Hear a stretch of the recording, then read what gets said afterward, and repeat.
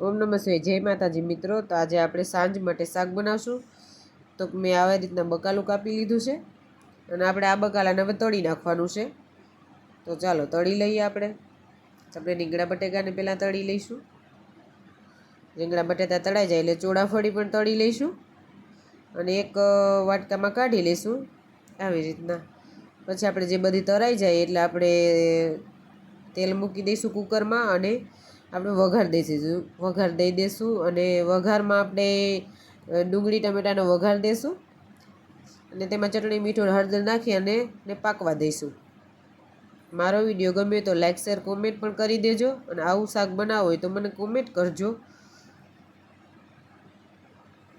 હવે તેમાં પાણી નાખી દઈશું અને આપણે જે ચણાના લોટના ગોટા બનાવ્યા તે ગોટા પણ નાખી દઈશું. અને આ બાજુ વિધિ બનાવે છે રોટલા. તો જો કેવા બનાવે છે તમે જોશો. અને આ બાજુ શાક આપણું પાકીને રેડી થઈ ગયું છે. તો ચાલો જમવા બધાય. આજે આપણે રોટલા કાચરી અને શાક બનાવીને તૈયાર થઈ ગયું છે. તો ચાલો જમવા.